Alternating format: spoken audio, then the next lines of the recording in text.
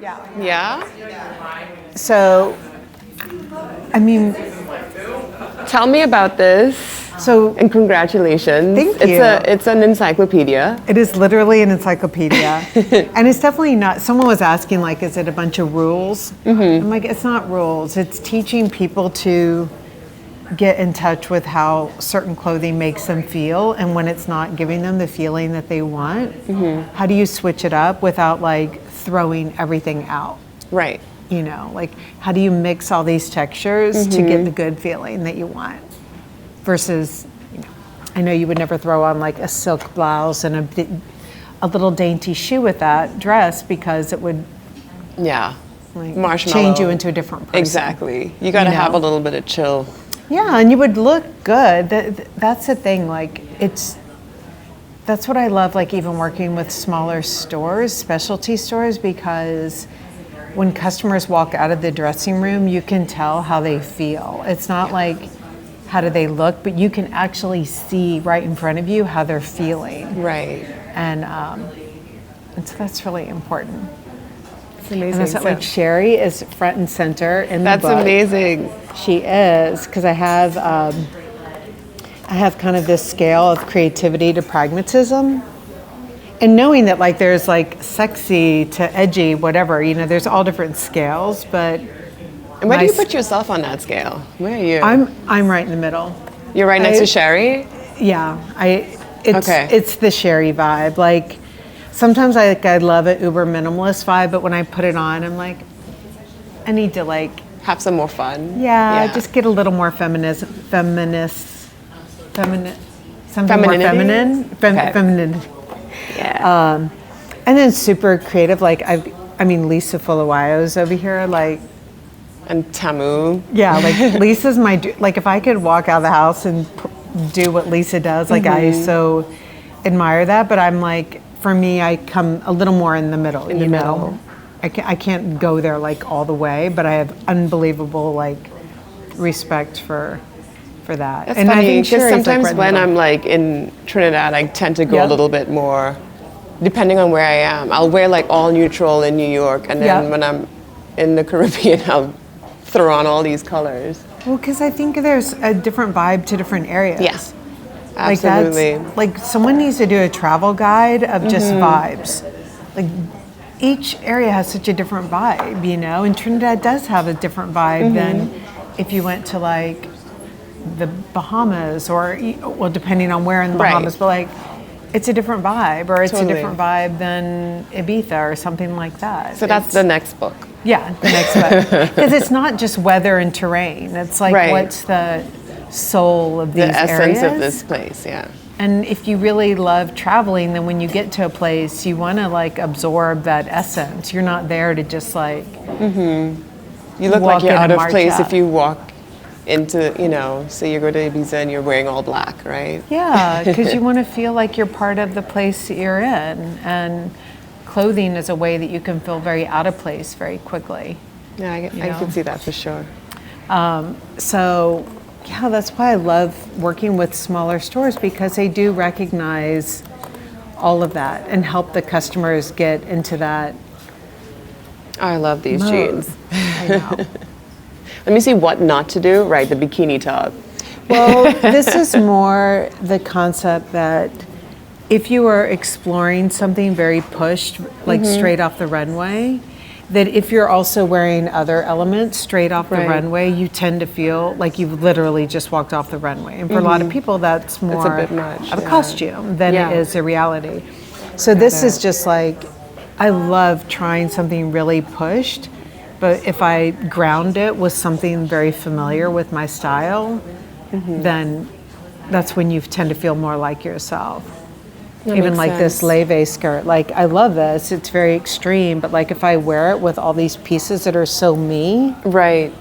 then you see me in It makes there. sense, But yeah. the way Leve showed it on the runway, like I loved it artistically, but it's not something that I would feel very comfortable in my regular life. But you that's know? that is an education to transfer something that is super directional and, you know, kind of out there and very editorial, and Yeah. then translating it to real life. And it is a skill. So. Yeah, but I think like magazines all these years, like when they do runway to reality, they'll show this as like the full, they would do the runway top, but like they'll show the runway top, and then they'll be like, or you can buy it at Target and buy the Target doesn't do the knockoff, but then they're like, you can buy the knockoff for this price. So your runway to reality always became just dollars versus like, no, how do you like make it work in your lifestyle and still feel like you? What made you jump into design? Well, I always used to draw and paint. So I have a background in engineering, but then when I was in engineering school, I also did basically a minor in fine arts. It wasn't an official minor, but I was always doing lithography and sketching and painting and figure painting and oil painting and advanced drawing. So when I was working as an engineer, I happened to work across the street from FIT.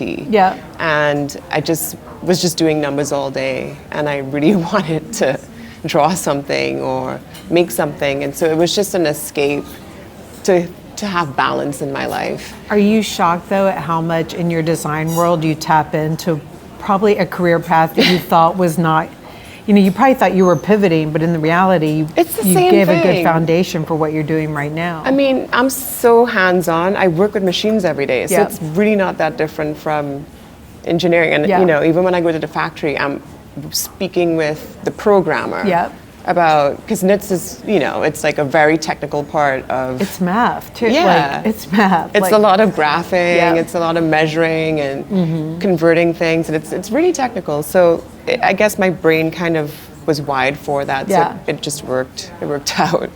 That's great. How does it feel to be in this industry for 25 years? I can say honestly right now, it feels like the best that it's ever felt. I will say that. I think that if you, but I think independence is key. And I think that working with other companies and brands that are independent is key. But it feels good.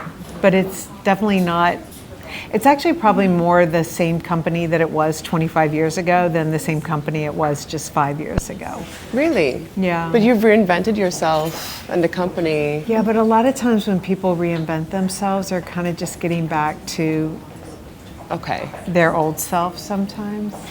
And it feels good. We're a much smaller company than we were just 5 years ago. And I love that. I love it that I can name every employee in the company, where 5 years ago I was like, who is this person? I don't know. It's good. It's good. It's totally admirable. 25 years. I'm hoping I could do the same. It's dog years too, because that makes me like 100 and something. I can't do the math because I was not an engineer, but whatever 7 times 25 is, that's my fashion year age. So what's the biggest lesson you've had to learn so far? How to say no. Yeah. How to say no when you're growing and you feel like you have to grab every single opportunity, even though you don't have the physical capacity to take on more.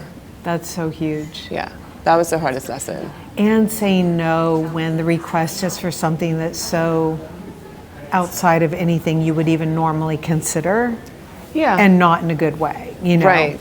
Like, it's one thing to push and have good friction, and then it's another to like find yourself becoming so yesy that you end up doing things that you would never normally do.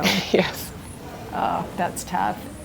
I think for me, what I wish that I had known back then was I think the biggest deal breaker in fashion, no matter what, no matter how fabulous your brand is, but if the clothing doesn't fit, you're screwed.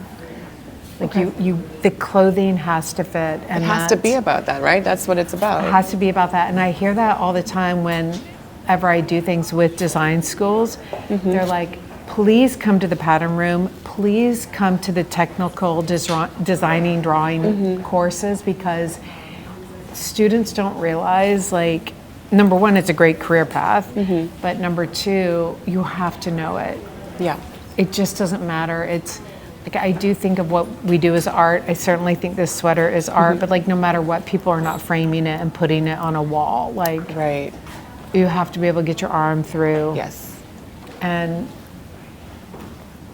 you know, a return on 300 dresses early on in my career for like these cone boob dresses that were not, I was like, well, there's a Madonna thing, and they're like, no, that Madonna and Gautier cone boobs is not a Tibi like dress. Like, no, that's, so I wish I had. Right. I wish I had put that investment in. And I stupidly just didn't even know about like technical design. I was like, oh, it works. I came from a totally different side of it, like having to make every single sample myself. But even still, like, you know, I think I obsess over that a little bit more just because like it's on me to fix it. So, well, and you have an engineering brain. Yeah. Like your brain thinks that way too. Yeah, which is hard to like get out of because I'm like, I want to think big picture. Yeah. Because I'm obsessing about the goddamn stitch. And, you know, and I'm like, how do I scale a company? You know what I mean? So. Well, I think that's where it's good to have good people around you and make sure that you trust the people around you, because you can't be everything. No. You really are not going to. We were talking about this the other night at your dinner with someone, and they were like, what's an attribute that you would love for every employee to have? And I'm like, I wish that every employee of ours would have played a team sport in some way. Okay. Or at least been part of a team, like any team where it is so clear that one person cannot do it all on their own. Right. Because like that, you know, my art director is a soccer player. Like, you don't get to just like roll the ball down the court or kick it. Whatever they do, you can't do it alone, and I know that much. Yeah. So. Yeah, no, I mean, I feel like that's a luxury that it feels like it's a luxury because I can't afford to hire a lot of people right now, but it's something I desperately, desperately want is to have. I really want to have people around me that are better at that thing than I am. I want to hire people who are just like so amazing at sales or so amazing at, you know, doing tech packs and so amazing at just like, you know, just different parts of their job, because I'm great at sourcing and the minutia of designing a sweater, but also I would like to have someone who has a totally different perspective and a strong design eye, so I could have that like tension to really push myself outside my comfort zone. And then someone who enjoys that tension. Yes. Because like, to be good, that person's got to constantly probably be rubbing you the wrong way sometimes. That's fine. And it's good, like you have to, and they have to know how to really like speak up and be good about like taking a stand. And then knowing when. And when to back off. When to be like, okay, no, enough. I'm not doing that hot pink silk dress, whatever. Being a business owner, being a wife, being a mother, and how do you prioritize being successful at all of those things all at the same time and keep your sanity? For me, the best thing that has ever happened to us is to relieve ourself of the notion of what it means to like scale and grow. Like, and I think before it was like this checkbox, like, oh, the route is you're supposed to become this, you get investors, you get your brand to 150 million with this EBITDA, blah, blah. Like now we're like, no, if we really want to have a smaller company, what do we need to feed, clothe, and bathe everyone in the company?